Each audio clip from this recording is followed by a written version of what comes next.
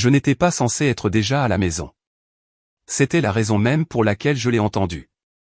J'étais revenu plus tôt que prévu parce que mon vol avait atterri en avance, et je n'avais pas pris la peine d'envoyer un message à qui que ce soit.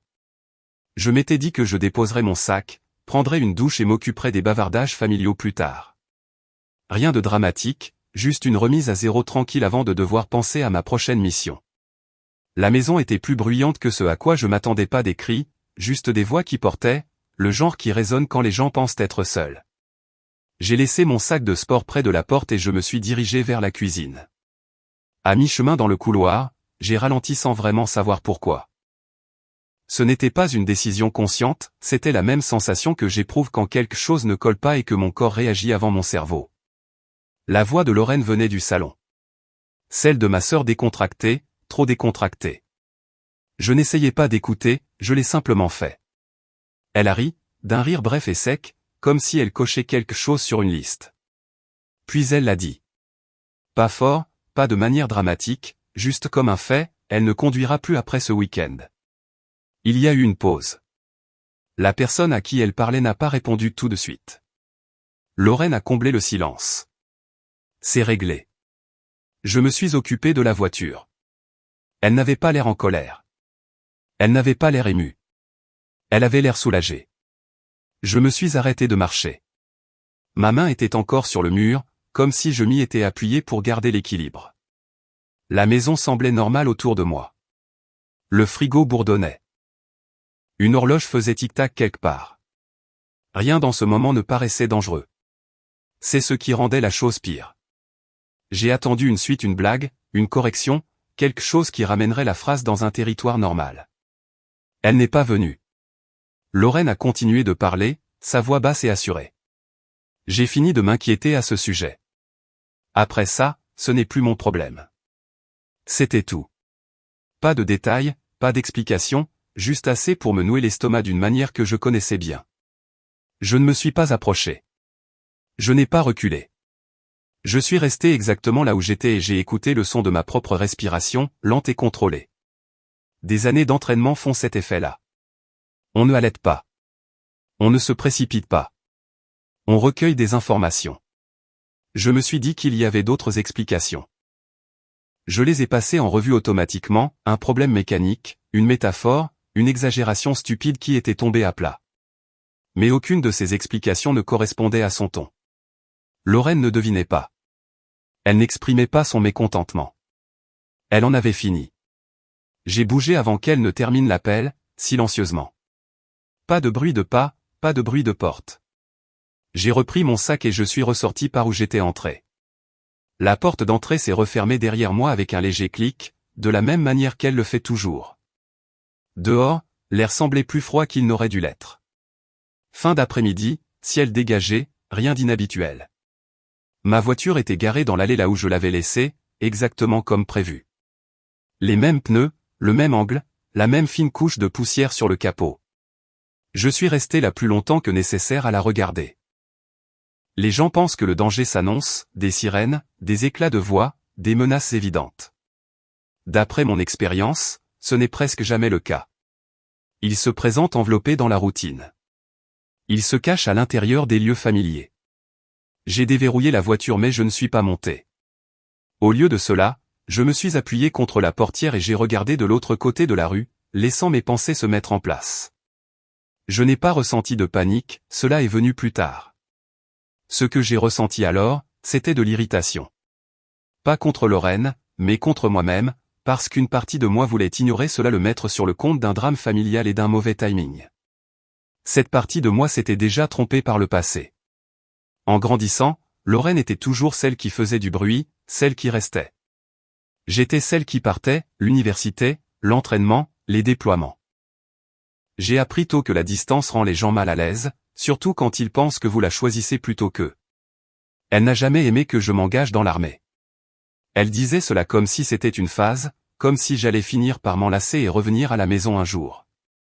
Quand je ne l'ai pas fait, elle a cessé d'en parler et a commencé à faire des blagues à la place sur le fait que je ne comprenais plus la vraie vie, sur le fait que j'étais toujours absente quand les choses comptaient vraiment. J'avais l'habitude de rire de ses remarques. Debout là, dans l'allée, je ne riais pas. J'ai sorti mon téléphone et ouvert mes messages.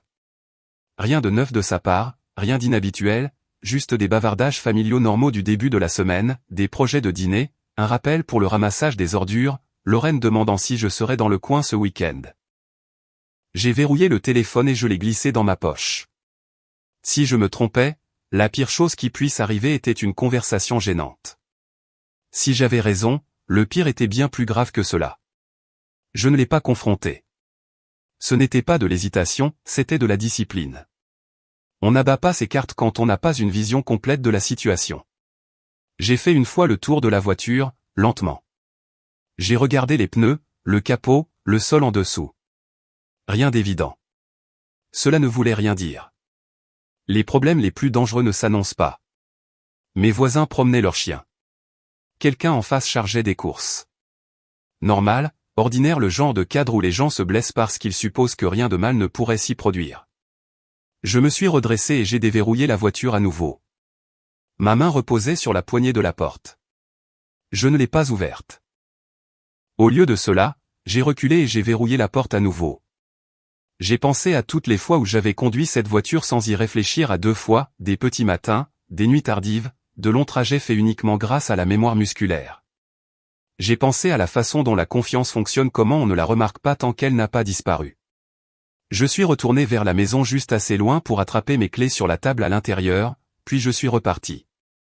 Lorraine parlait encore quand je suis passé devant le salon, toujours détendue, toujours convaincue que la version de la journée qu'elle vivait était la seule qui importait. Je ne l'ai pas laissé me voir. De retour dehors, je me suis assise sur le bord du trottoir un instant et j'ai posé mes coudes sur mes genoux. Le béton était froid à travers mon jean. Cela m'aidait à me concentrer. Je n'étais pas encore en colère, la colère rend les gens négligents. Ce que je ressentais était quelque chose de plus stable, le sentiment qu'une ligne avait été franchie quelque part là où j'ignorais qu'elle existait. J'ai ressorti mon téléphone, j'ai fait défiler et j'ai trouvé le numéro que je cherchais. Je n'ai pas précipité l'appel. J'ai attendu que ma voix paraisse normale avant d'appuyer sur l'écran. La voiture restait là où elle était, calme et sans prétention comme elle l'avait toujours été. Le téléphone a sonné 2 fois avant de tomber sur la messagerie, et j'ai raccroché sans laisser de message. Ce n'était pas un test, c'était une façon de gagner du temps. J'ai reglissé mon téléphone dans ma poche et je suis resté sur le trottoir, les yeux fixés sur la voiture, laissant les bruits du quartier me traverser. Une tondeuse à gazon a démarré 2 maisons plus loin. Quelqu'un a ri. Une porte a claqué. Le monde continuait de fonctionner très bien sans reconnaître ce que je venais d'entendre. Je me suis dit que j'étais dramatique. C'est ce que les gens disent quand ils veulent se sentir raisonnables. J'ai repensé à la phrase, mot par mot, comme un ralenti. On ralentit, espérant trouver un angle inoffensif. Elle ne conduira plus après ce week-end. Cela pouvait signifier beaucoup de choses, des réparations, une reprise, une menace idiote qui n'était pas censée être sérieuse.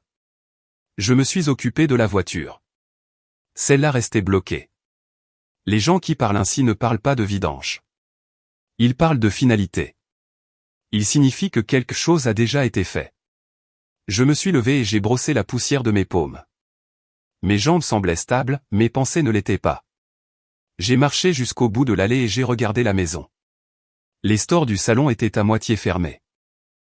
La silhouette de Lorraine a bougé une fois, puis a disparu. Je l'ai imaginée souriant à quiconque était à l'autre bout de cet appel, satisfaite, comme si elle venait de rayer un article d'une liste. Je ne voulais pas croire à cette version d'elle. J'avais passé des années à défendre Lorraine auprès d'autres personnes. La famille fait cela. On polit les angles vifs quand on parle d'eux. On explique le contexte. On traduit le comportement en quelque chose de plus facile à accepter. Lorraine avait toujours été intense. Elle ressentait les choses bruyamment. Elle n'aimait pas perdre le contrôle d'une situation, et elle n'aimait pas se sentir négligée. Quand nos parents sont décédés, elle a pris les choses en main sans rien demander, les papiers, les décisions, la maison. Je l'ai laissé faire, j'étais de toute façon parti la plupart du temps. Cela a fonctionné jusqu'à ce que ce ne soit plus le cas. Je me suis souvenu de la dernière dispute que nous avions eue des mois plus tôt. Rien d'explosif, juste un désaccord qui avait duré trop longtemps. Elle avait dit que je ne comprenais pas ce que c'était que de rester. J'avais dit que rester n'était pas la même chose qu'être piégé. Celle-là était mal passée. Elle était devenue silencieuse après ça, le genre de silence dangereux où les gens arrêtent de se disputer parce qu'ils ont pris une décision intérieurement. J'ai secoué la tête comme si cela allait tout remettre à zéro. Le geste le plus simple aurait été de monter dans la voiture et de partir, conduire vers un endroit public, se garer, se calmer et me prouver que rien n'allait mal. J'avais fait ce genre d'auto-vérification 100 fois auparavant. Je ne l'ai pas fait. Au lieu de cela, j'ai refait le tour de la voiture, plus lentement cette fois. Je me suis accroupi et j'ai regardé en dessous, non pas parce que je m'attendais à voir quelque chose d'évident, mais parce que mes mains avaient besoin de faire quelque chose. La chaussée était propre, pas de fuite, pas de pièces cassées. Tout semblait normal. Cela ne signifiait rien. Je me suis redressé et je me suis appuyé contre le capot. Le métal était frais, solide, familier. Cette voiture m'avait accompagné pendant des années de petits matins et de nuits tardives, de longs trajets où mon esprit se vidait d'une bonne manière. J'avais confiance en elle parce que je n'avais jamais eu de raison de ne pas l'avoir. La confiance est efficace, elle fait gagner du temps. Elle est aussi fragile. J'ai pensé à appeler un ami, quelqu'un de neutre, quelqu'un qui n'avait pas d'intérêt dans ma dynamique familiale. J'ai fait défiler mes contacts et je me suis arrêté sur un nom, puis j'ai continué. Je n'étais pas encore prête à dire les mots à voix haute. Les dire les rendrait réels. À l'intérieur de la maison, la voix de Lorraine s'est élevée brièvement, puis est retombée. L'appel s'est terminé. Une porte s'est ouverte. Des pas ont traversé le salon. Je me suis éloigné de l'allée et je me suis tenu près de la clôture, hors de vue. Lorraine est sortie sur le porche et s'est étirée comme si elle venait de terminer quelque chose de productif. Elle a vérifié son téléphone, a tapé rapidement, puis a souri pour elle-même.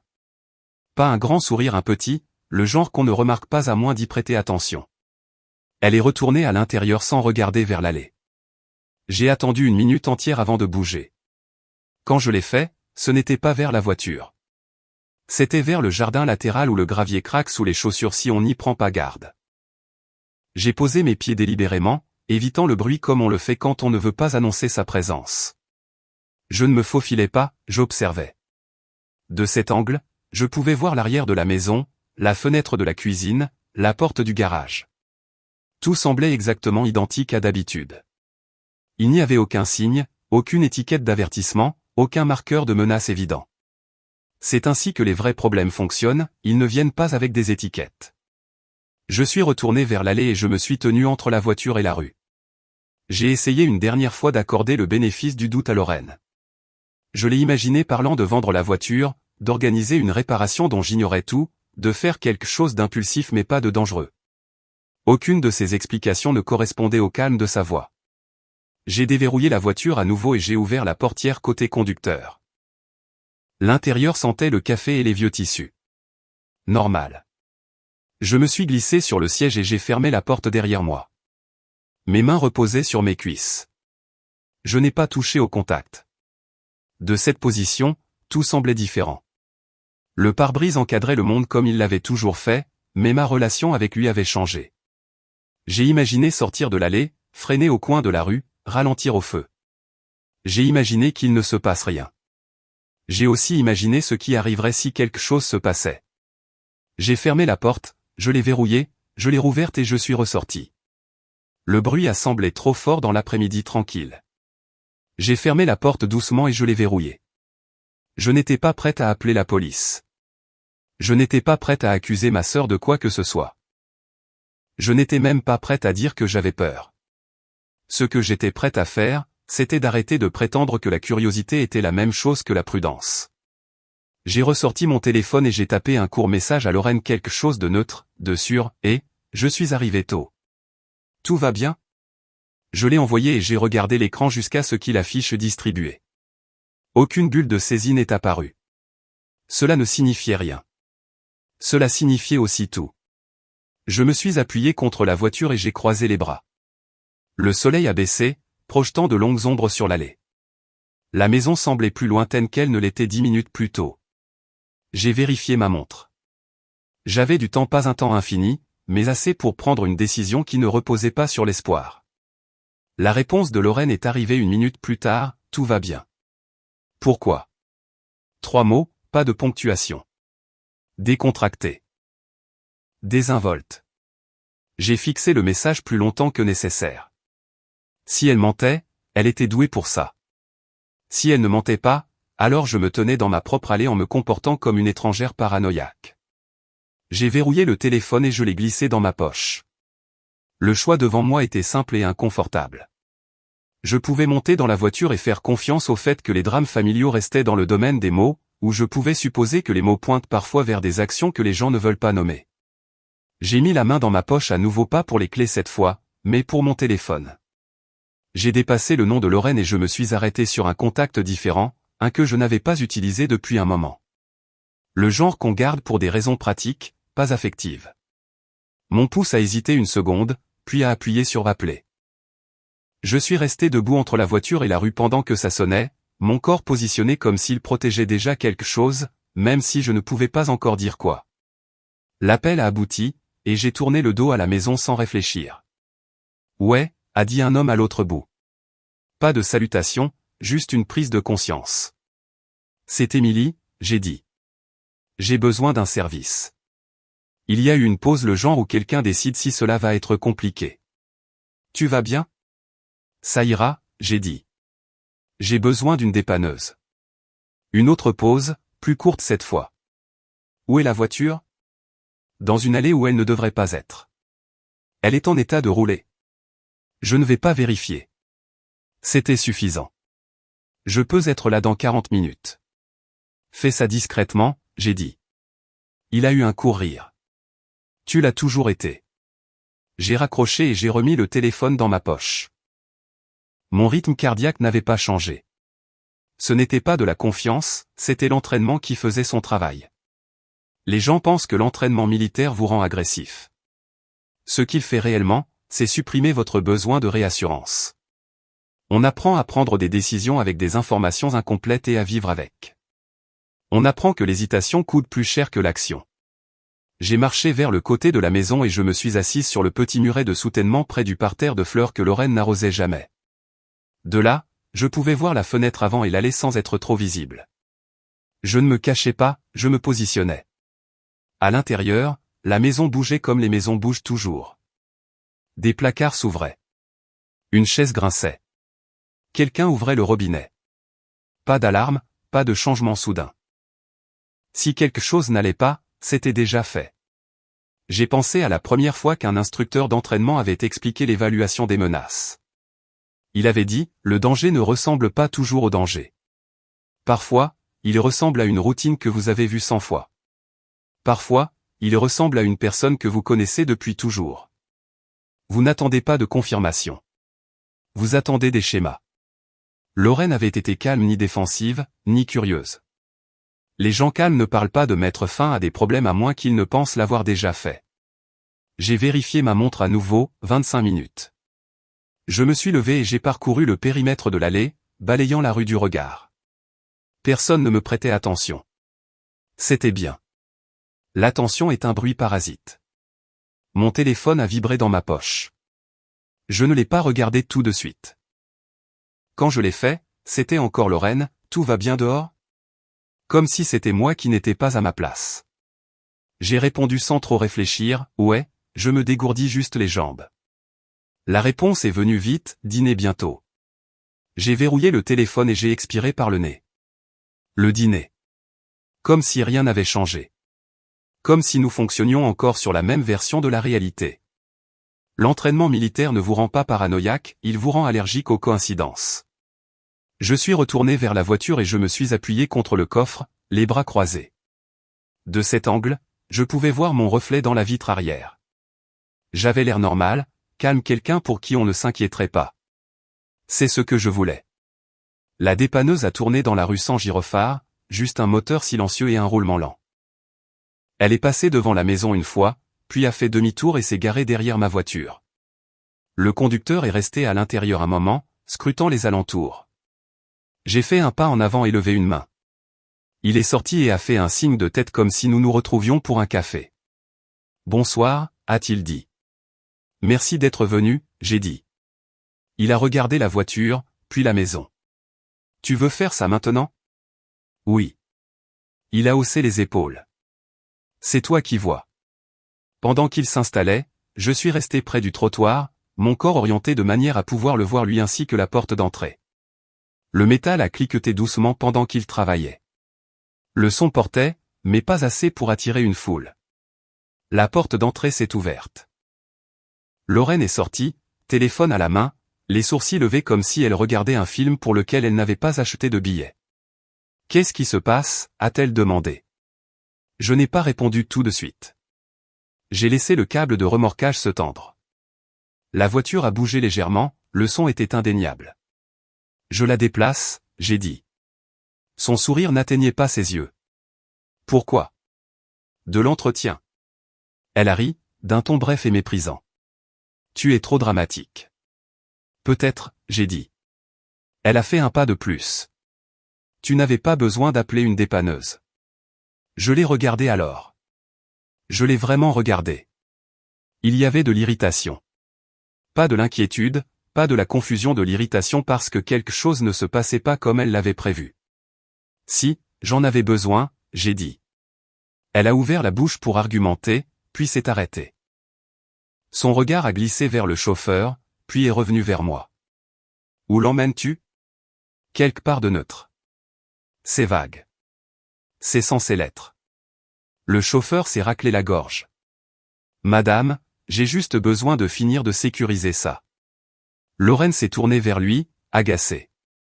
C'est la voiture de ma sœur. Il a hoché la tête. Et elle m'a demandé de la déplacer. Lorraine m'a regardé de nouveau.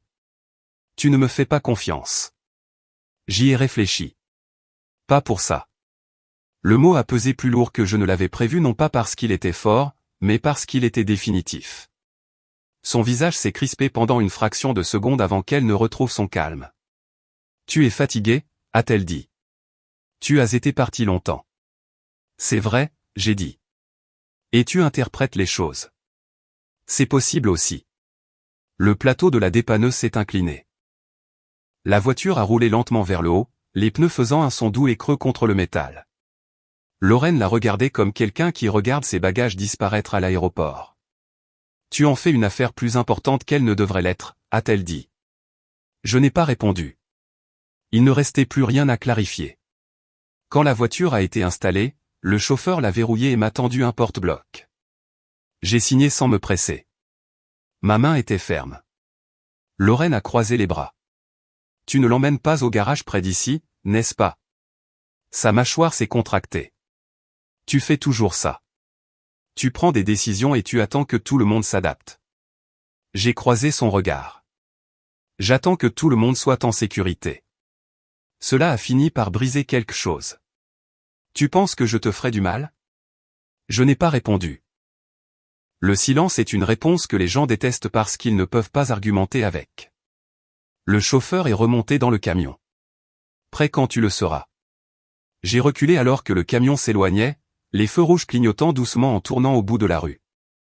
La voiture était partie. L'allée semblait bizarre sans elle. Lorraine est restée là un moment de plus, puis a ricané. Incroyable, a-t-elle dit, et elle est retournée à l'intérieur. Je suis resté là où j'étais jusqu'à ce que le bruit du moteur disparaisse complètement. La rue a repris son rythme normal. Quelqu'un m'a fait un signe de la main en face. J'ai répondu de la même manière. Mon téléphone a encore vibré. Je n'ai pas vérifié. Je suis entré, j'ai pris mon sac et je me suis dirigé vers la chambre d'amis.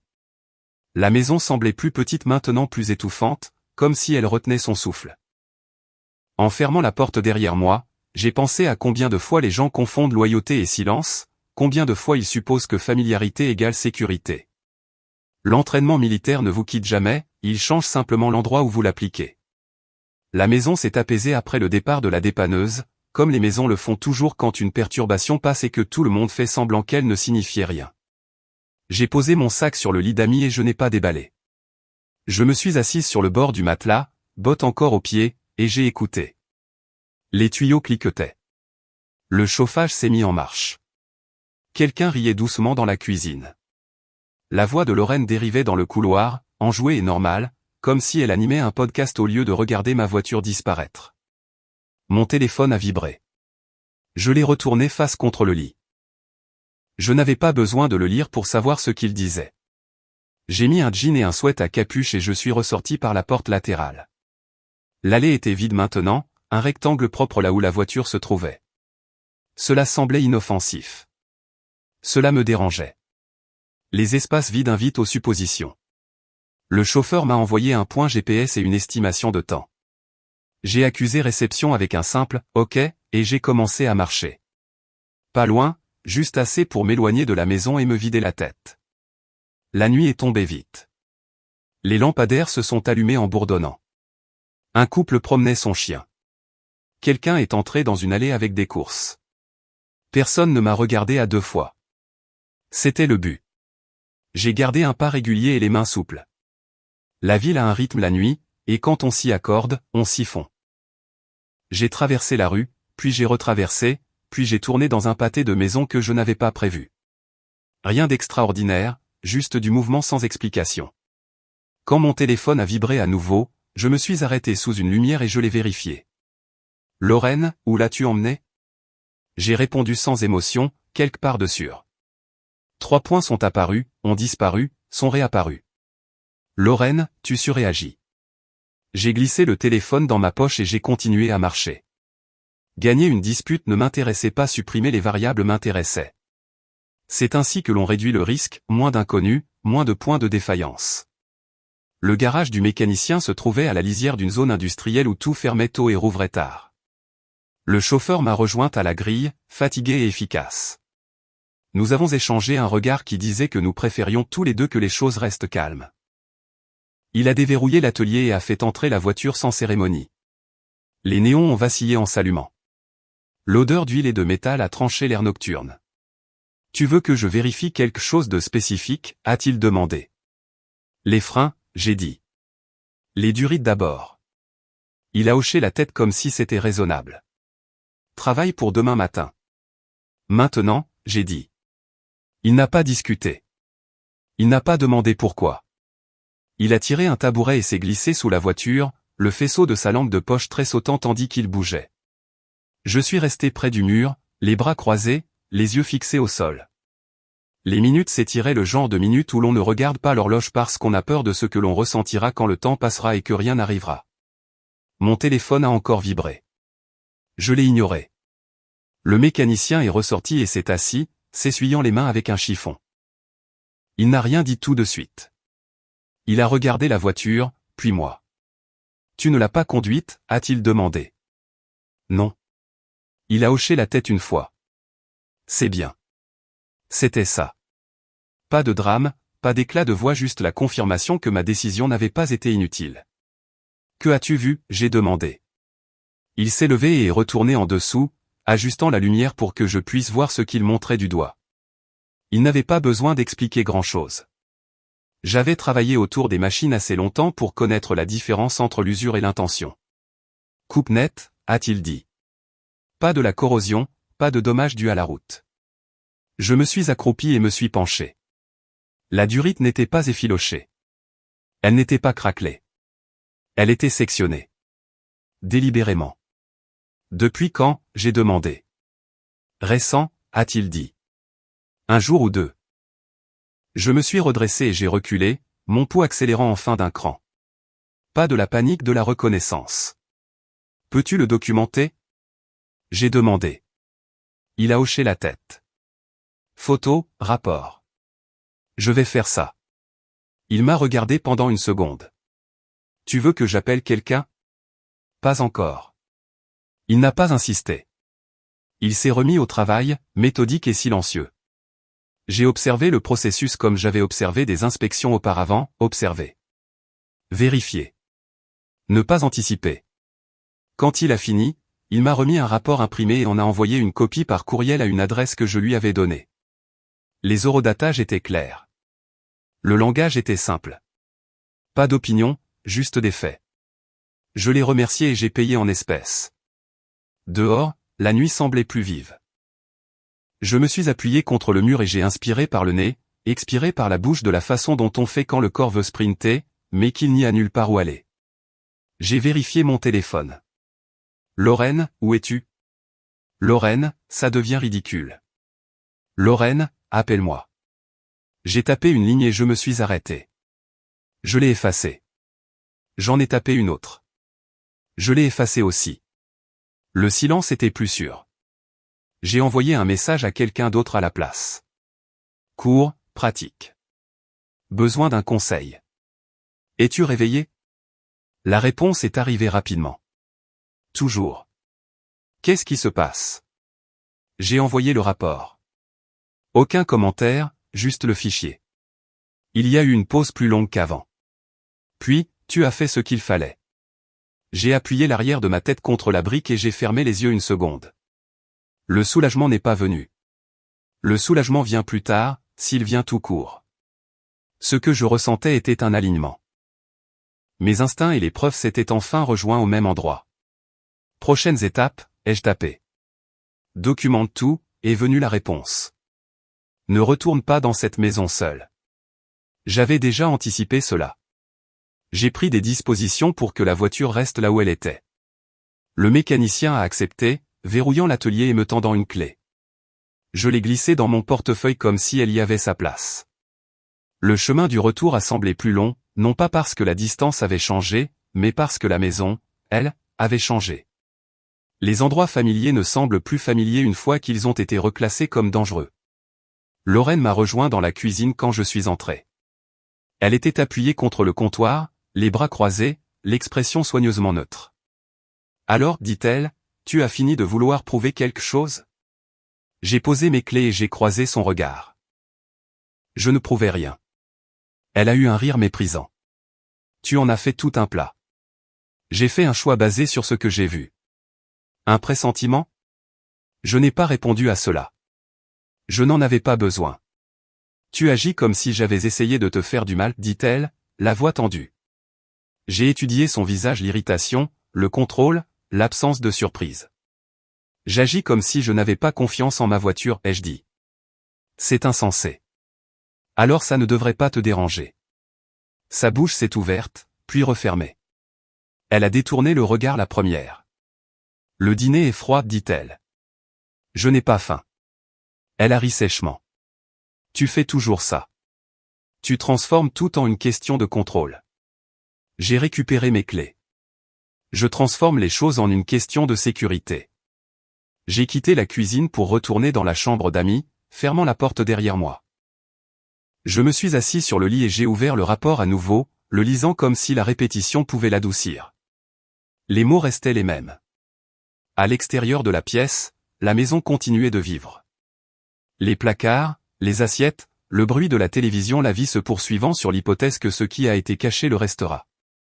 J'ai placé le rapport sur la table de nuit et j'ai fait glisser le téléphone à côté, face vers le haut. Cette fois, mon corps a enfin laissé la tension monter juste assez pour me rappeler ce qui était en jeu. Je ne me suis pas couché. Je n'ai pas éteint la lumière. Je suis resté assis là, alerte et éveillé, dans une maison qui ne ressemblait plus à un lieu de repos. J'ai dormi tout habillé et je me suis réveillé avant l'alarme que je n'avais pas réglée. La maison était calme de cette façon matinale qui rend chaque son plus fort qu'il ne l'est. Je me suis levé, je me suis étiré une fois, et j'ai vérifié mon téléphone. Aucun nouveau message. Cela ne m'a pas calmé, cela a aiguisé les choses. Le silence après une perturbation signifie généralement que les gens sont en train de recalculer. Je me suis lavé le visage, brossé les dents, et j'ai réduit mes mouvements au minimum. Le miroir montrait la même personne que d'habitude, ce qui m'a aidé. Je n'avais pas l'air ébranlé. J'avais l'air de quelqu'un qui a un plan. J'ai quitté la maison sans réveiller personne et j'ai marché jusqu'à ce que la rue débouche sur la zone commerciale. Un dîner était déjà ouvert. Je me suis glissé dans un box près de la fenêtre, j'ai commandé un café, et j'ai pris le siège d'où je pouvais voir la porte. Vieille habitude. J'ai laissé la tasse me chauffer les mains et j'ai fixé le vide. L'attente est la partie la plus difficile car elle invite au doute. Quand on bouge, on résout. Quand on attend, le cerveau commence à proposer des alternatives qu'on n'a pas demandées. Je l'ai laissé faire sans être d'accord avec lui. Peut-être que Lorraine ne pensait pas ce que je croyais. Peut-être que l'entaille n'était pas liée. Peut-être que j'avais transformé une friction familiale en un incident majeur. Puis j'ai revu la ligne. Nette, récente, délibérée. Cette image a fait taire le bruit. Mon téléphone a vibré. Pas Lorraine le mécanicien. Reçu les photos, télécharger, disait le message. Préviens-moi si tu as besoin d'autre chose. J'ai répondu par un merci et j'ai commandé des œufs dont je n'avais pas vraiment envie. Les protéines, c'est pratique. Le réconfort, c'est pour plus tard. En attendant, j'ai consulté mon calendrier. Les emails de travail s'accumulaient comme toujours. Un rappel pour une réunion d'information la semaine prochaine. Rien qui ne dise que ma vie était sur le point de basculer. Les institutions bougent lentement, même quand les vies individuelles ne le font pas. J'ai payé et je suis parti, revenant vers la maison les mains dans les poches. Le ciel était radieux maintenant, le genre de matinée dont les gens publient des photos. Ce contraste semblait intentionnel, comme si le monde testait si j'allais me laisser prendre. La voiture de Lorraine était partie quand j'ai atteint l'allée. La maison semblait vide, les stores fermés.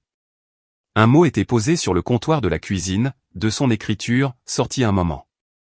Pas d'heure, pas d'explication importante. J'ai pris mon sac et je me suis assis à la table, étalant ce que j'avais, le rapport, les photos sur mon téléphone, les eurodatages. Je n'ai pas ajouté de commentaires. Je n'ai pas spéculé. J'ai aligné les faits comme on le fait quand on veut qu'ils parlent d'eux-mêmes. Mon téléphone s'est éclairé avec un appel d'un numéro que j'ai reconnu. J'ai répondu. Tu es toujours en sécurité, a demandé la voix. Pour l'instant. Bien. Écoute. Ne la confronte plus. N'accuse pas. Reste irréprochable. Je le suis. Où loges-tu? J'ai regardé autour de la cuisine les aimants sur le frigo, la plante que Lorraine oubliait toujours d'arroser. Pas ici. Intelligent. Nous avons discuté des options. Des options pratiques. Pas dramatiques. Qui prévenir, quoi ne pas dire, quoi documenter ensuite. L'appel s'est terminé sans rassurance, ce que j'ai apprécié. La rassurance ne coûte pas cher. La clarté, si. J'ai fait mon sac correctement cette fois. Vêtements pliés, documents dans un dossier, chargeur, portefeuille, clé. Je n'ai rien laissé derrière moi qui nécessiterait un retour pour des raisons de commodité. Quand Lorraine est revenue, c'était en fin d'après-midi. J'ai entendu la porte du garage et je suis resté assis. Elle est entrée et s'est figée en me voyant à la table. Tu es encore là, dit-elle. Pour une minute, ai-je répondu. Elle a posé son sac à main et a croisé les bras. Tu m'as évité. J'ai été occupé. À faire quoi? J'ai fait glisser le dossier sur la table d'1 centimètre, pas vers elle, juste assez pour qu'elle le remarque. C'est quoi ça? Demanda-t-elle. Des dossiers d'entretien. Elle a ri. Tu t'enfonces vraiment là-dedans. S'engager ou se retirer, ai-je dit. J'ai choisi. Elle a fait les 100 pas une fois, puis s'est arrêtée. Tu te crois plus maligne que moi. Je pense que les faits comptent. Les faits peuvent être déformés. Les photos sont têtues. Sa mâchoire s'est crispée. Tu essaies de me faire peur. J'essaie de rester en vie. Cela a eu un impact différent. Elle n'a pas argumenté tout de suite. Elle observait mon visage comme si elle cherchait un signe de faiblesse. Tu as toujours été dramatique, finit-elle par dire. J'ai toujours été prudente. La prudence aurait été de me parler. C'est ce que je fais. Elle a secoué la tête. Tu n'as pas le droit de faire exploser ma vie pour un malentendu. Je n'ai encore rien fait exploser, ai-je dit. C'était là. Pas un déni, mais une projection. Je me suis levé et j'ai fermé mon sac. Je pars. Nous nous verrons dans un endroit neutre. Elle a ricané. Tu ne peux pas simplement t'enfuir chaque fois que quelque chose te met mal à l'aise. Je ne m'enfuis pas. Alors c'est quoi cette distance? Elle s'est approchée. Tu agis comme si j'étais dangereuse. J'ai croisé son regard. J'agis comme si je ne te connaissais pas. C'était la première fois qu'elle semblait sincèrement offensée. Pas en colère blessée. C'était un regard efficace. Il arrivait juste trop tard. Donne-moi le dossier, dit-elle. Non. Tu m'accuses de quelque chose de grave. Je préserve des informations. Elle a tendu la main pour le prendre. Je l'ai mis hors de portée sans élever la voix. Ne fais pas ça, ai-je dit. Sa main s'est arrêtée en plein vol. Elle l'a retirée et a ri à nouveau, plus fort cette fois. Tu es incroyable. Je sais, ai-je dit. Je suis passé devant elle vers la porte. Elle m'a suivi, parlant plus vite maintenant, les phrases se chevauchant. Tu te crois meilleur que nous parce que tu portes un uniforme. Tu penses que les règles te protègent? Les règles protègent tout le monde, ai-je dit en ouvrant la porte. Pas quand les gens sont blessés. C'est ce que j'essaie d'éviter. Elle se tenait sur le perron alors que je descendais, sa voix portant loin. Si tu pars comme ça, ne reviens pas. Je me suis arrêté juste assez longtemps pour me retourner. C'était déjà prévu. Je n'ai pas attendu de réponse. J'ai chargé mon sac dans la voiture que j'avais réservée le matin même et je suis parti, regardant la maison rétrécir dans le rétroviseur. Je n'ai pas ressenti de soulagement. J'ai ressenti de l'espace assez pour réfléchir. À l'hôtel, j'ai pris une chambre à mon nom et j'ai demandé une chambre loin de l'ascenseur. Le réceptionniste a hoché la tête comme si c'était normal, ce qui devrait être le cas. J'ai verrouillé la porte derrière moi et j'ai posé le dossier sur le bureau, l'ouvrant à nouveau. L'attente est pire que la peur parce que la peur vous dit où regarder. L'attente vous demande d'avoir confiance dans le fait que vous regardez au bon endroit.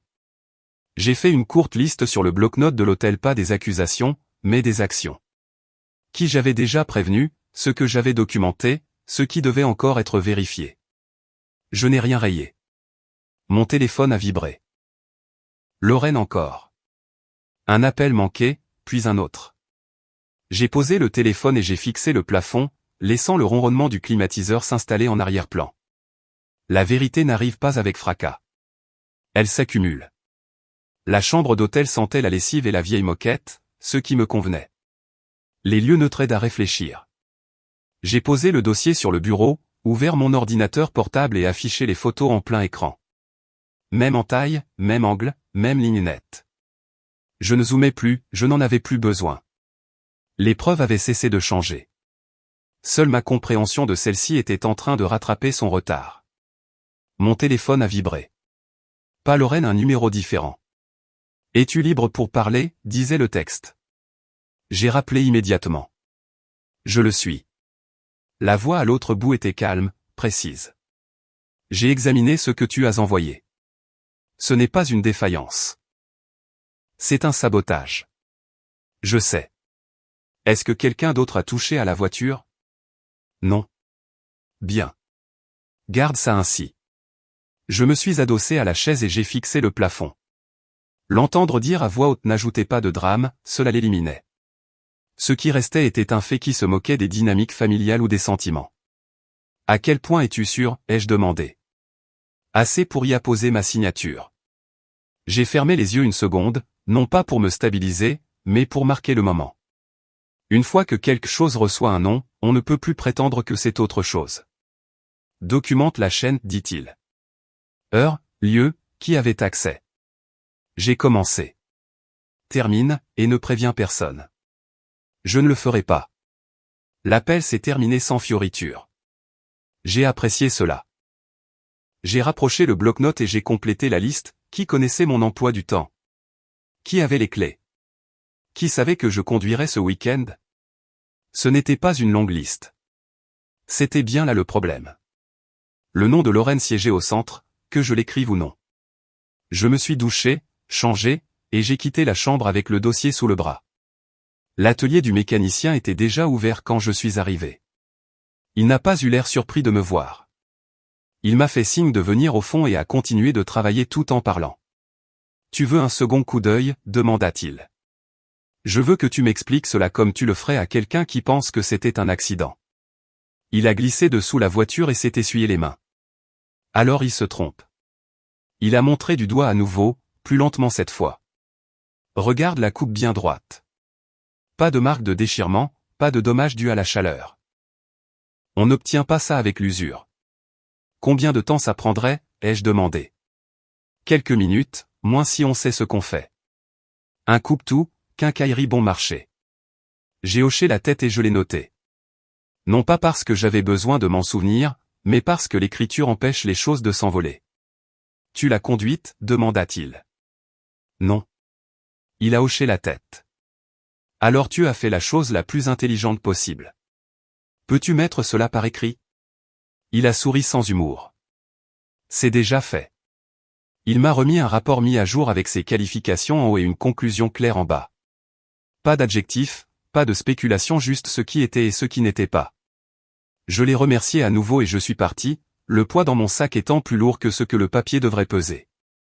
De retour dans la voiture, je n'ai pas allumé la radio. J'ai laissé le bruit de la route remplir l'espace.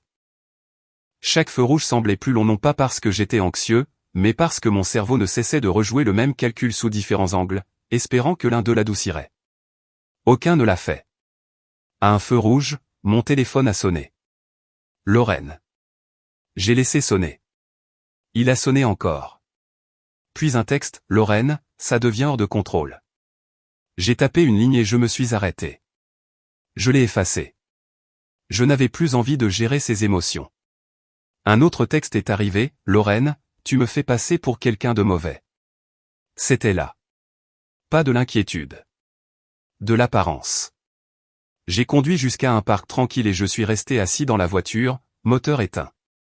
J'ai ouvert le dossier et lu le rapport une fois de plus, comme si la répétition pouvait l'émousser. Ce ne fut pas le cas. J'ai appelé le numéro que j'avais évité. Tu as une minute, ai-je demandé quand on a décroché. Je l'ai maintenant, dit-elle. Je dois signaler quelque chose. Elle n'a pas interrompu. Elle a demandé où j'étais, qui j'avais prévenu, et si le véhicule était en sécurité. Elle a posé des questions sur la chronologie et l'accès, et si j'avais été menacé directement. J'ai entendu une déclaration, ai-je dit. Pas explicite, mais cohérente. Ça compte, dit-elle. Tout comme les preuves matérielles. Que se passe-t-il ensuite? La procédure, dit-elle. Lente, inconfortable, nécessaire. J'ai imaginé le visage de Lorraine quand la procédure entrerait dans la pièce. L'irritation changerait de nature. Le contrôle résiste toujours au partage. Y a-t-il quelque chose que je ne devrais pas faire, ai-je demandé. Ne confronte pas. N'explique pas. Ne négocie pas. Je ne comptais pas le faire. Bien. L'appel s'est terminé et le parc est resté calme autour de moi. Un homme est passé en courant. Un enfant courait après un ballon. Des scènes normales superposées à quelque chose qui n'était plus abstrait. Je suis retourné à l'hôtel et j'ai à nouveau posé le sac sur le bureau. Cette fois, je l'ai organisé, les rapports dans une section, les photos étiquetées et datées, les messages exportés. J'ai envoyé des copies à une adresse sécurisée et j'ai imprimé un second jeu. Lorraine a appelé 2 fois pendant que je travaillais. Je n'ai pas répondu. Au crépuscule, on a frappé à la porte. J'ai vérifié par le Judas. Réception, un colis pour vous, dit l'employé. J'ai entrouvert la porte et j'ai pris l'enveloppe. À l'intérieur se trouvait la copie d'un reçu, un coupe-tout de quincaillerie, acheté 2 jours plus tôt. Le nom n'y figurait pas, mais l'emplacement était proche de l'itinéraire de Lorraine pour rentrer à la maison. Je me suis assis sur le lit et j'ai fixé le papier. Ce n'était pas de la chance. C'était une dynamique qui s'enclenchait. Mon téléphone a vibré à nouveau. Lorraine, je viens te voir. J'ai tapé rapidement cette fois. Ne viens pas. Elle a répondu tout aussi vite, Lorraine, tu n'as pas le droit de m'exclure. J'ai posé le téléphone et j'ai verrouillé la porte. L'air dans la pièce semblait plus lourd, comme avant un orage qui n'a pas encore décidé où il va éclater. J'ai aligné le nouveau reçu avec le reste des documents et j'ai pris une photo de l'ensemble, l'horodatage visible. Les preuves n'étaient pas spectaculaires. Elles étaient cumulatives. C'est ce qui les rendait dangereuses. Je me suis adossé à la chaise et j'ai laissé mes épaules s'abaisser d'1 centimètre. Pas du soulagement de la préparation. Il y a une différence. Dehors, sur le parking, les lumières s'allumaient une à une. Des voitures allaient et venaient. Quelque part à proximité, une sirène a hurlé puis s'est estompée. J'ai vérifié le verrou de la porte sans me lever. Le mécanicien n'avait pas besoin d'en dire beaucoup, car la vérité avait déjà appris à parler d'elle-même. Je me suis réveillé avant l'aube à nouveau, non pas parce que j'étais anxieux, mais parce que mon corps était passé dans un mode qui n'attend pas de permission. Je me suis assis, les pieds sur le sol, et j'ai fait l'inventaire, téléphone, portefeuille, dossier, clé, tout était là où je l'avais laissé. Le contrôle ne règle pas les problèmes, mais il réduit les surprises. Le premier appel de la journée n'était pas pour la famille. C'était pour un numéro que je n'avais pas composé depuis des années. Elle a répondu à la 3e sonnerie. Émilie? Martha, ai-je dit, j'ai besoin de conseils. Il y a eu une pause. Pas une hésitation, juste un réajustement. On dirait que c'est important. Ça l'est. Parle. Je lui ai donné la version qui résiste à l'examen, les heures, les actions, les preuves. Pas d'émotion, pas d'hypothèse. Quand j'ai fini, elle n'a pas répondu tout de suite. Tu comprends ce que cela implique, dit-elle enfin. Je le sais. En tant que militaire d'active, cela peut déclencher des enquêtes que je n'ai pas demandées. Je sais. Habilitation, aptitude, jugement. Je sais. Et je t'appelle quand même. Oui. Elle a expiré. Alors écoute attentivement. Tu n'éditorialises pas. Tu ne spécules pas. Tu rapportes exactement ce que tu sais et comment tu le sais. Tu ne présentes pas cela comme un conflit familial. Je ne comptais pas le faire. Bien. Parce qu'à l'instant où cela devient un drame, tu perds le contrôle du récit. Contrôle. Ce mot encore. Il signifiait quelque chose de différent ici. Pas de la domination, mais de la structure. Je vais t'envoyer une liste de contrôles, dit-elle. Suis-la. Et Émilie? N'y va pas seule pour parler de ça à qui que ce soit. Je ne le ferai pas. Quand l'appel a pris fin, je suis resté assis un moment, les mains posées sur les cuisses, laissant le poids se stabiliser là où il devait être. Faire un rapport n'est pas un bouton sur lequel on appuie, c'est une porte que l'on franchit, sachant qu'elle pourrait se verrouiller derrière soi. Je me suis douché, habillé, et j'ai étalé l'uniforme sur le lit sans le mettre. Pas encore. Je voulais avoir les idées claires avant que le symbole ne m'accompagne. Le trajet jusqu'au bureau a été calme. Banlieusard, tasse de café, accordéon. Je me suis garé, j'ai pris le dossier et je suis entré comme je l'avais fait 100 fois auparavant. Même badge, même hochement de tête, mêmes expressions neutres. À l'intérieur, l'air semblait différent. Pas hostile observateur. Je me suis présenté et j'ai attendu. Personne ne m'a pressé. Personne n'a trop souri. La distance professionnelle est une langue que je parle couramment. La pièce dans laquelle on m'a conduite n'avait pas de fenêtre et trop de chaises. Une table, un bloc-notes, un enregistreur qui n'était pas encore allumé. 2 personnes que j'ai reconnues et une que je ne connaissais pas. Indiquez votre nom et votre fonction, dit la femme en face de moi. Je l'ai fait. Pourquoi êtes-vous ici? J'ai ouvert le dossier et je l'ai fait glisser sur la table. Pour signaler un sabotage de véhicule qui présente une menace crédible. Ils n'ont pas sourcillé. C'était important. Nous avons passé tout cela en revue étape par étape, ce que j'ai entendu, ce que j'ai vu, ce que j'ai fait, pourquoi je l'ai fait, qui j'ai contacté, quelles preuves existaient. J'ai répondu aux questions de la manière dont j'avais été formé pour le faire directement, sans fioriture, sans être sur la défensive. À un moment donné, l'homme à ma gauche a demandé, pourquoi ne pas avoir confronté la personne que vous soupçonnez? Parce que la confrontation augmente le risque, ai-je dit. Les preuves le réduisent. Il a noté cela. Ils ont posé des questions sur le stress, le sommeil et le jugement, si je me sentais menacé maintenant, si je pensais que cela affectait ma capacité à servir. Je n'ai pas minimisé. Je n'ai pas dramatisé. Je pense que cela nécessite des limites, ai-je dit. Pas un retrait? La femme a hoché la tête une fois. C'est une distinction raisonnable. Quand l'enregistreur s'est arrêté, personne n'a proposé de rassurance. C'était très bien. La rassurance n'est pas une politique. Nous prenons le relais, dit-elle. Vous serez informé des prochaines étapes. Je me suis levé, je les ai remerciés et je suis parti sans demander combien de temps cela prendrait. Les délais appartiennent aux institutions. Les individus s'adaptent. Dehors, le soleil était monté plus haut. Le parking bourdonnait d'activité.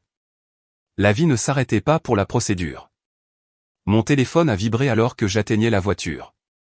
Lorraine, Lorraine, tu es allée les voir, n'est-ce pas? Je n'ai pas répondu. Un autre message est arrivé, Lorraine, tu fais vraiment ça. J'ai démarré le moteur et j'ai quitté le parking, les yeux fixés droit devant moi. Si elle le savait, ce n'était pas parce que je le lui avais dit. L'information voyage vite quand les gens se sentent exposés. Je suis retourné à l'hôtel et j'ai refait mon sac, cette fois avec intention non pas pour fuir, mais pour me repositionner. J'ai rendu la chambre et j'ai demandé un reçu. Les traces écrites comptent. Dans le nouvel endroit, j'ai choisi une chambre donnant sur la cour. Moins d'angles morts. J'ai mis le dossier dans le coffre-fort et je l'ai verrouillé, puis j'ai photographié le contenu et envoyé les images à la même adresse sécurisée qu'auparavant. Mon téléphone a sonné à nouveau un numéro que je ne reconnaissais pas. Emily Carter, a dit un homme quand j'ai répondu. Ici le détective Rowe. Oui. Nous faisons suite à un rapport concernant votre véhicule. Je m'y attendais. Êtes-vous dans un endroit sûr? Oui. Nous aimerions vous poser quelques questions. Maintenant? Aujourd'hui. Il a nommé un lieu, public, neutre, bien. J'ai accepté et j'ai raccroché, sentant le changement s'installer. Ce n'était plus limité à un seul système. Des voies parallèles se formaient. C'est ce qui arrive quand les faits sont solides. Au café, le détective Rowe est arrivé avec un carnet et sans préambule. Nous avons couvert le même terrain qu'auparavant, mais sous un angle différent, civil, criminel, intention, accès, opportunité. Pensez-vous que votre sœur avait l'intention de vous nuire, demanda-t-il. Je pense qu'elle a pris une mesure qui aurait causé du tort si je n'étais pas intervenu. Il a hoché la tête et a écrit. C'est précis. La précision évite les ennuis. Quand nous avons fini, il m'a remercié et s'est levé. Si vous pensez à autre chose, appelez. Je le ferai. Dehors, mon téléphone a vibré à nouveau. Lorraine, cette fois avec un message vocal. Je ne l'ai pas écouté. Les voix peuvent attendre, les dossiers ne changent pas. Je suis resté assis dans la voiture un moment, les mains sur le volant, et j'ai regardé les gens passer devant le pare-brise. Personne ne savait quelle voie venait de s'ouvrir sous mes pieds. Dire la vérité coûte toujours quelque chose, du confort, des illusions, parfois des carrières. Je suis retourné à l'hôtel et je suis resté sous l'auvent alors que la pluie commençait à tomber légère d'abord, puis plus soutenue. Je ne suis pas rentré tout de suite. J'ai laissé l'eau froide frapper ma veste et assombrir le tissu. Je n'avais encore rien perdu. J'avais juste arrêté de prétendre qu'il n'y avait rien à perdre. La pluie s'est arrêtée comme elle le fait toujours, sans demander si quoi que ce soit avait été résolu. J'ai secoué l'eau de ma veste dans l'entrée de l'hôtel et j'ai pris l'ascenseur seul. Le couloir sentait légèrement le produit nettoyant et le café. Neutre à nouveau. J'aimais le neutre. Ça ne prétendait pas être réconfortant. À l'intérieur de la chambre, j'ai ouvert le coffre et sorti le dossier, puis je l'ai posé sur le bureau et j'ai ajouté une page de plus à la pile, une brève note indiquant à qui j'avais parlé, où et quand. Pas d'adjectif, pas de conclusion, juste une chronologie qui ne se souciait pas de savoir qui elle impliquait. Mon téléphone a vibré. Un appel manqué, puis un autre. Lorraine encore. J'ai posé le téléphone face contre terre et j'ai fini d'écrire. Le drame familial a une façon de s'étendre dès qu'il sent qu'on lui porte attention. Il attire des spectateurs, des sympathisants, des gens qui veulent t'aider en arrondissant les angles. Je n'avais aucune envie d'arrondir quoi que ce soit. J'ai quitté la chambre et j'ai marché jusqu'au hall pour prendre une bouteille d'eau. Sur le chemin du retour, mon téléphone a vibré avec un texte d'un numéro que je n'avais pas vu depuis des années. Tante Diane, appelle-moi. Je n'ai pas appelé. J'ai répondu par SMS à la place. Emily, je suis en sécurité. Je m'en occupe. Une minute plus tard, tante Diane, cela n'a pas besoin d'être public. C'était la première fois que quelqu'un présentait les choses ainsi. Public comme si le secret était une courtoisie due à la personne qui avait créé le risque. Emily, je ne le rends pas public. Pas de réponse. De retour dans la chambre, je me suis assise au bureau et j'ai ouvert mes emails. Il y avait un message d'un voisin, quelqu'un qui habitait à 2 maisons de chez Lorraine. Nous avions échangé nos adresses une fois après qu'une tempête a coupé l'électricité. Objet, petite question. À l'intérieur, une seule ligne, avez-vous déplacé votre voiture l'autre soir? J'ai vu une dépanneuse. J'ai fixé l'écran, puis j'ai répondu. Emily, oui. Problème d'entretien. La réponse est arrivée rapidement. Le voisin, c'est ce que je pensais. Je vérifiais juste. Je n'ai pas demandé ce qu'elle avait vu d'autre. Les questions invitent les histoires. Je voulais que les faits viennent à moi d'eux-mêmes. 1 heure plus tard, un second email est arrivé du même voisin. Voisin, ce ne sont pas mes affaires, mais votre sœur était dans le garage tard ce soir-là. Outil sorti, porte entr'ouverte. Je n'ai pas répondu tout de suite. J'ai ajouté l'email au dossier, je l'ai imprimé et j'ai écrit l'heure en haut. Puis j'ai répondu par un merci et rien d'autre. Une histoire de vengeance tranquille où je n'ai jamais haussé le ton. La journée s'est étirée, lente et lourde. J'ai mangé quand ma montre indiquait qu'il était l'heure. J'ai bu de l'eau. J'ai fait 2 fois le tour de la cour. La routine vous ancre quand le sol ne cesse de se dérober. En fin d'après-midi, il y a eu un autre message, cette fois de la part du mari de Lorraine, Marc.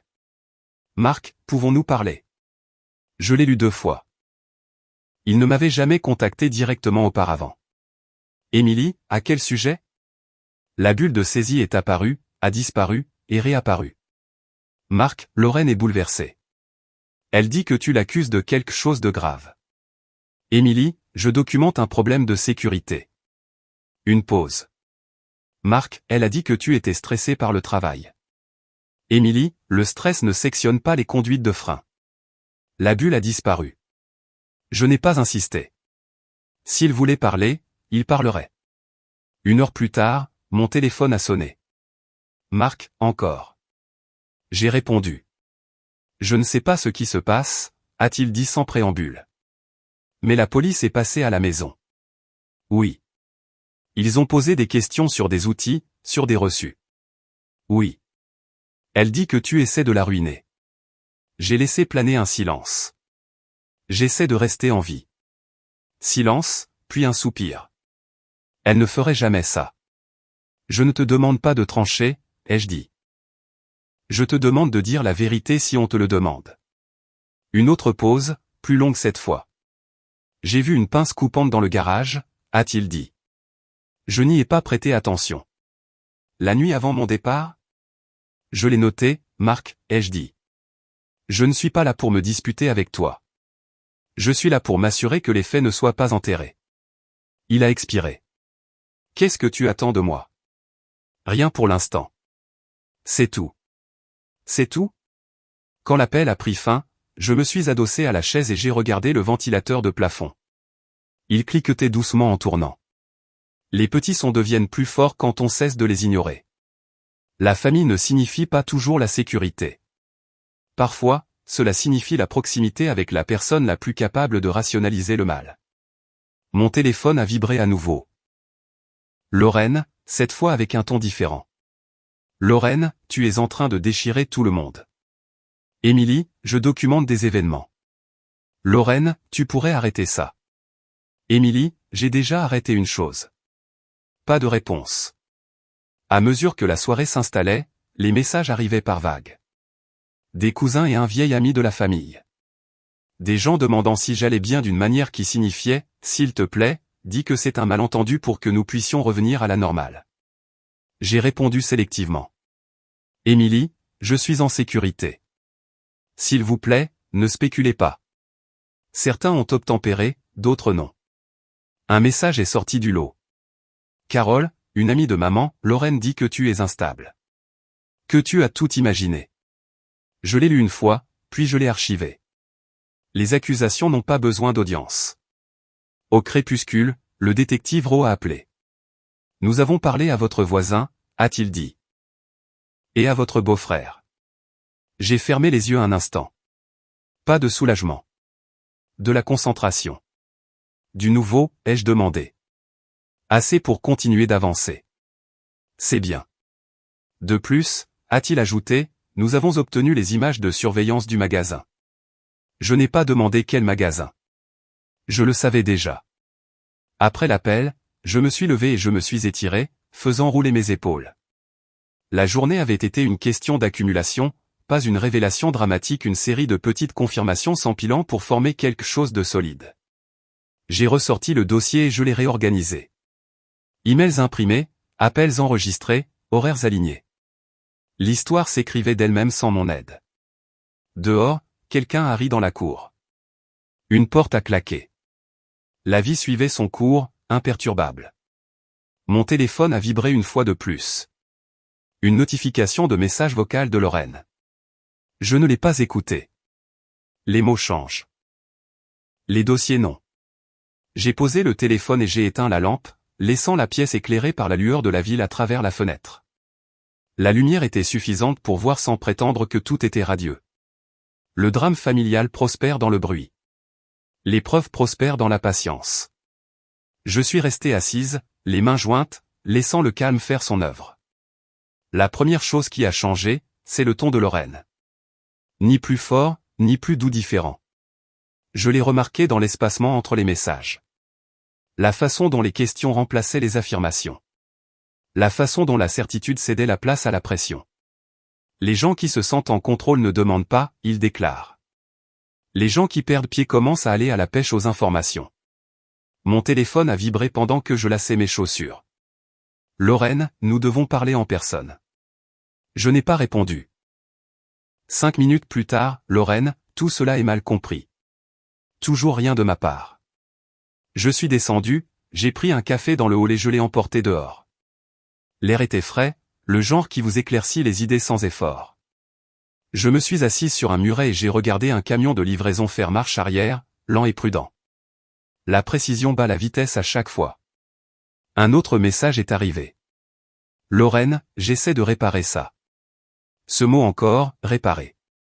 Comme si le problème était la conversation, et non l'acte. J'ai bu une gorgée de café et j'ai laissé le téléphone de côté.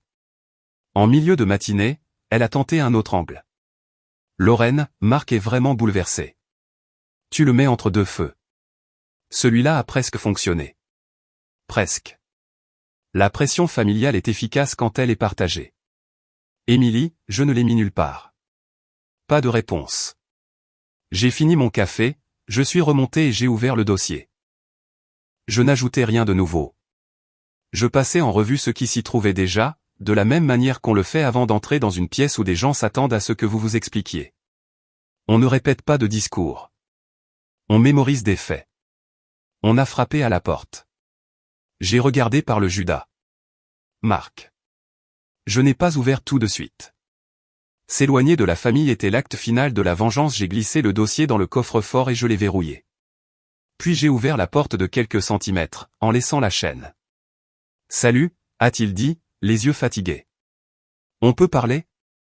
Ici, c'est très bien, ai-je dit. Il a hoché la tête, changeant d'appui.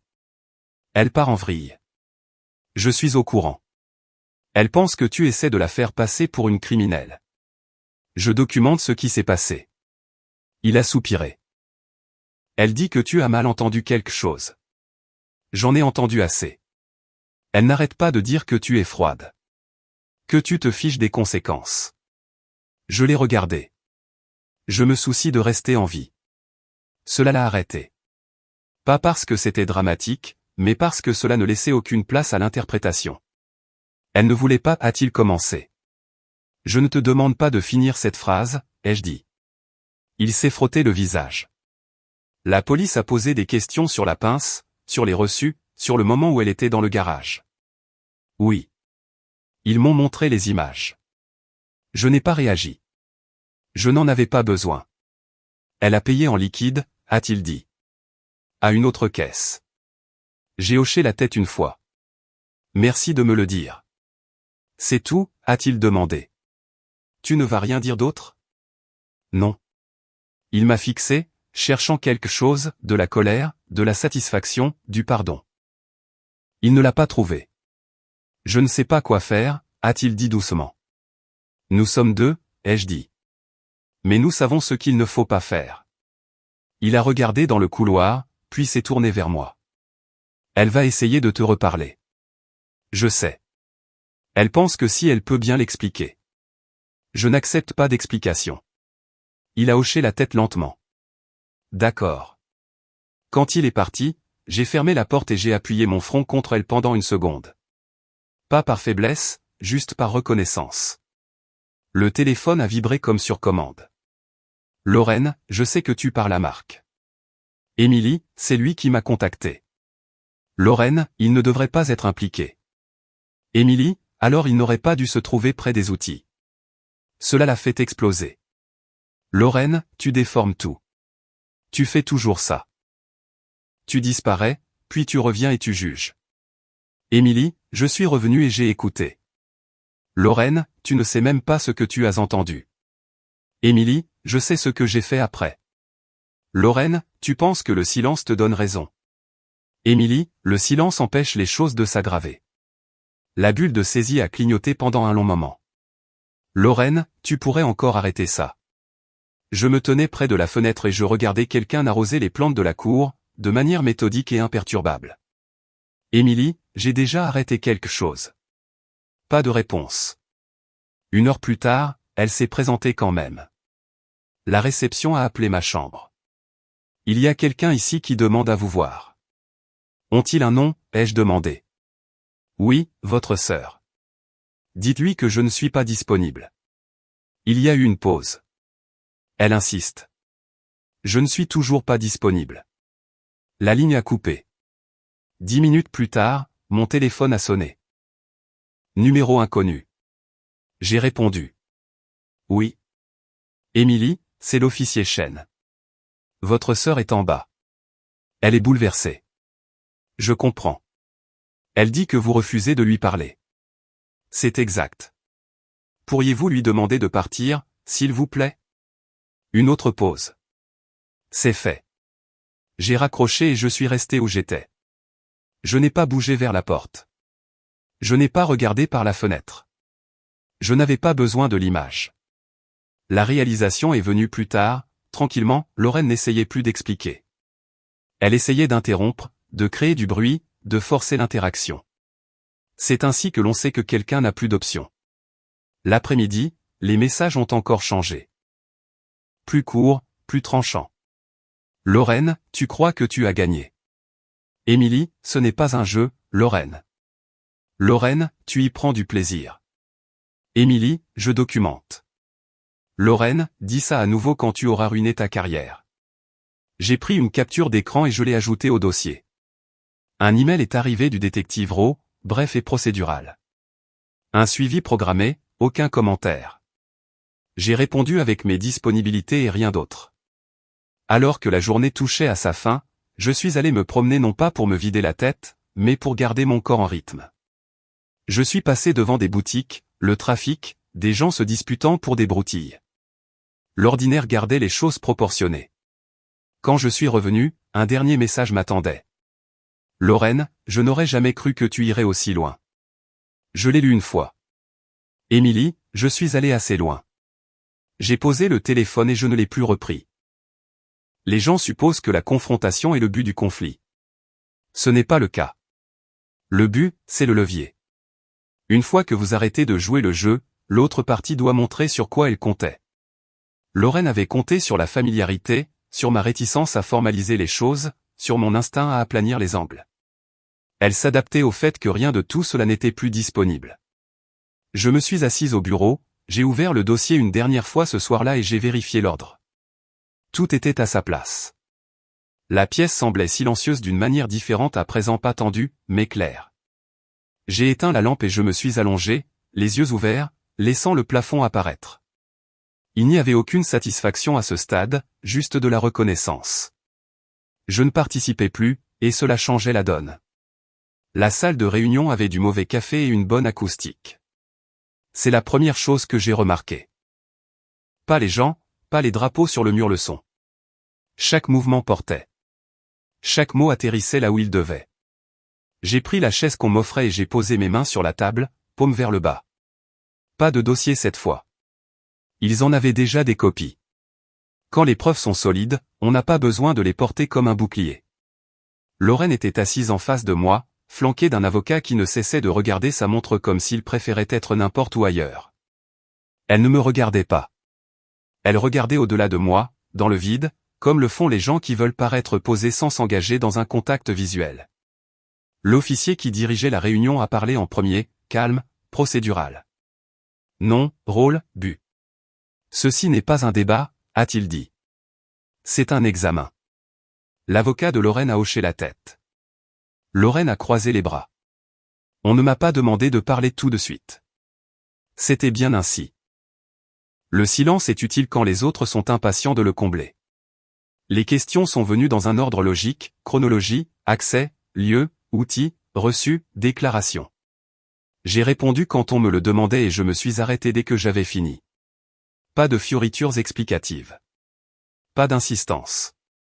À un moment donné, Lorraine est intervenue. Elle exagère. Elle a dit qu'elle n'avait même pas conduit la voiture. C'est exact, a dit l'officier, parce qu'elle a organisé un remorquage. Lorraine s'est tournée vers lui. Basé sur un malentendu. Il n'a pas répondu à cela. Il est revenu à ses notes.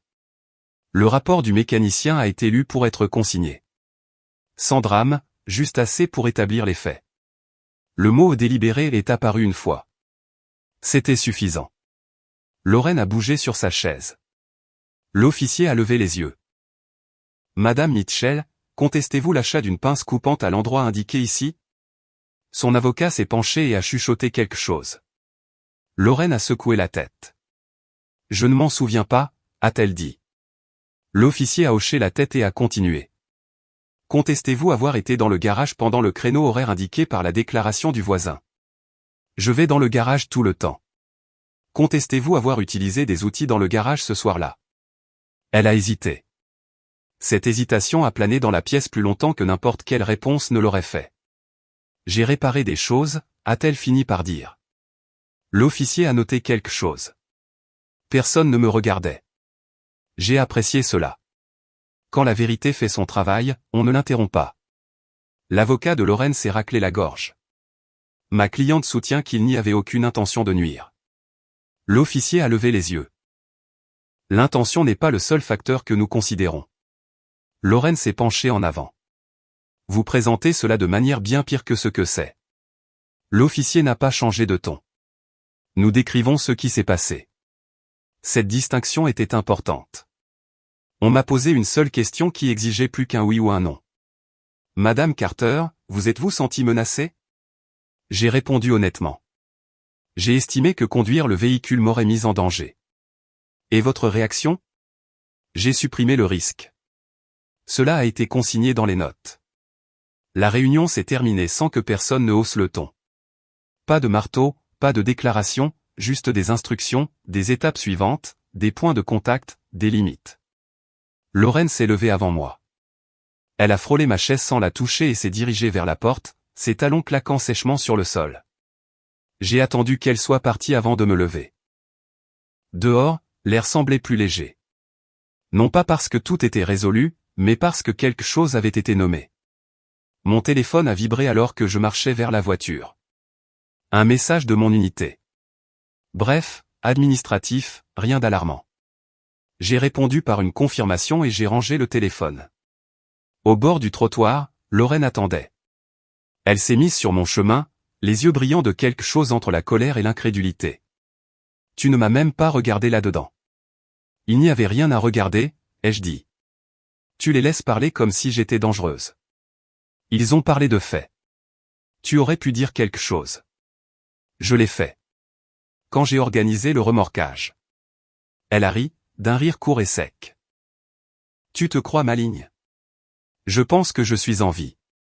Elle m'a regardé comme si elle essayait de décider à quelle version de moi elle avait affaire, celle avec qui elle avait grandi, ou celle qui se tenait devant elle maintenant.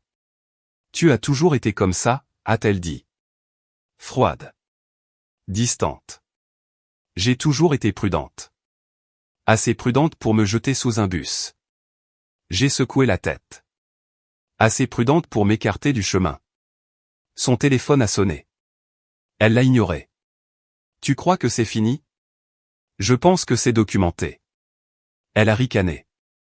Ce n'est pas toi qui décides comment cela se termine. Je n'ai pas décidé comment cela a commencé non plus. Cela a porté. Pas comme un coup de poing, mais comme un poids. Elle s'est approchée. Tu vas le regretter. J'ai croisé son regard. Les menaces n'aident pas ta position. Elle s'est reculée comme si elle avait touché quelque chose de brûlant. Tu es incroyable. On me l'a déjà dit. Je l'ai contourné et je suis monté en voiture. Je n'ai pas regardé en arrière. Les miroirs servent à conduire, pas à s'attarder sur le passé. Sur le chemin du retour à l'hôtel, mon téléphone s'est rallumé. Un message de Marc. Marc, ils m'ont appelé. Posez plus de questions. Émilie, dis la vérité. Marc, c'est ce que j'ai fait. C'était tout.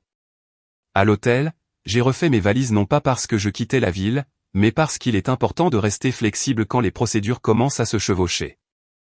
J'ai laissé le dossier dans le coffre-fort et n'ai pris que les copies avec moi. En bas, le réceptionniste a hoché la tête à mon passage. Les visages familiers rendent les lieux moins temporaires. Je suis sorti et je me suis assise sur un banc près de l'entrée, regardant les voitures aller et venir. Le ciel était dégagé. La journée avait continué sans attendre de permission. Mon téléphone a vibré une dernière fois.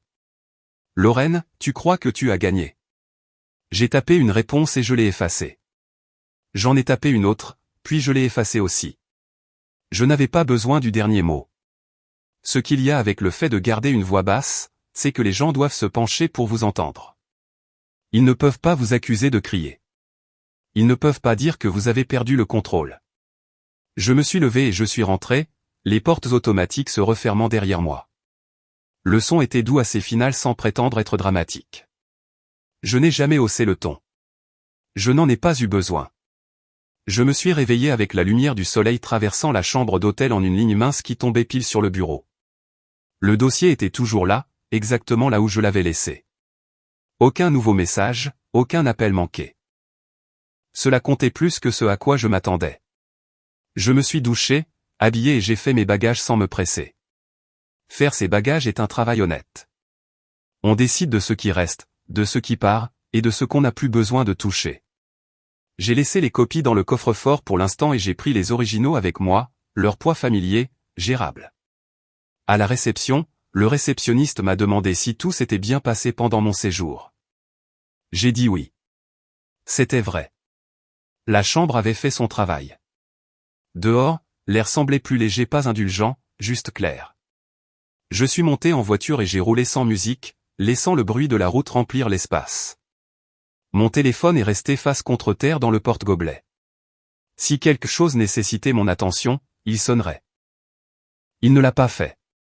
Je me suis arrêté dans un petit café où je n'étais jamais allé et j'ai commandé un petit déjeuner, toast, café noir. Rien d'extravagant. J'ai pris place près de la fenêtre et j'ai regardé les gens passer avec l'assurance de ceux dont les journées n'étaient pas auditées. Pendant que je mangeais, j'ai vérifié mes emails. Un message a retenu mon attention.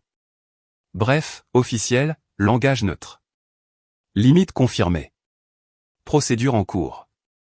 Aucune action requise de ma part pour le moment. Cette phrase en disait plus que n'importe quel discours. J'ai répondu par un accusé de réception et j'ai fermé l'ordinateur. Le reste de la matinée s'est déroulé par petites étapes pratiques. J'ai rendu la voiture de location. J'ai confirmé mes plans de voyage. J'ai appelé mon unité et j'ai donné une simple mise à jour qui n'invitait pas aux questions. Le travail n'a pas besoin de drame pour fonctionner. Quand mon téléphone a sonné, j'ai répondu sans regarder l'écran. Émilie? Martha. Tu tiens le coup? Oui. Bien. C'est tout ce que j'avais besoin de savoir. Elle n'a pas demandé comment je me sentais. Elle n'a pas demandé ce que j'avais perdu. Les gens qui ont vu ce genre de choses savent qu'il ne faut pas présenter les choses ainsi. Après l'appel, je suis resté assise un moment, les mains sur le volant, laissant le calme s'installer.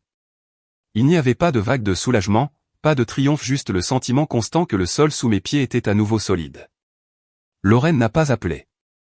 Personne d'autre de la famille non plus. C'était très bien ainsi. J'ai quitté la ville en milieu d'après-midi, la silhouette de la ville rétrécissant derrière moi. Les sorties familières ont défilé, puis des inconnus. La distance opère quelque chose d'important. Elle n'efface pas ce qui s'est passé, mais elle lui donne des limites. Sur une aire d'autoroute, je me suis garé pour me dégourdir les jambes. L'endroit sentait l'essence et les pains.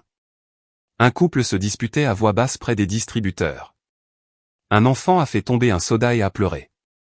Des problèmes ordinaires.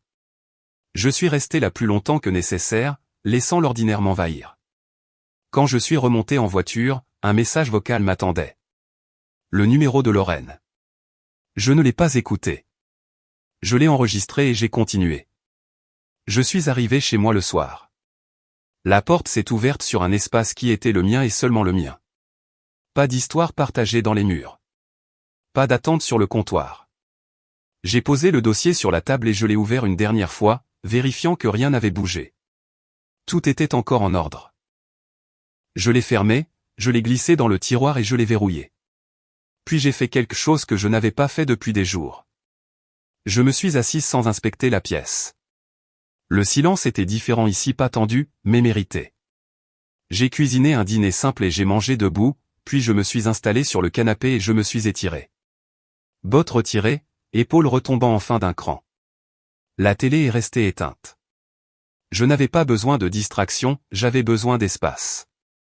Mon téléphone a vibré une fois. Marc. Marc, je reste chez mon frère pendant un certain temps.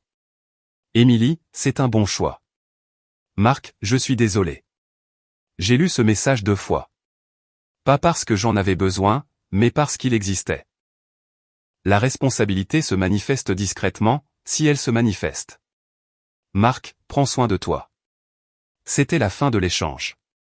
Plus tard, je suis sorti sur le balcon et j'ai regardé les lumières le long de la route s'allumer en séquence.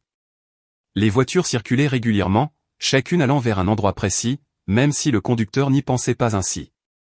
J'ai pensé à la maison que j'avais quittée, à l'allée, au rectangle vide où ma voiture s'était trouvée.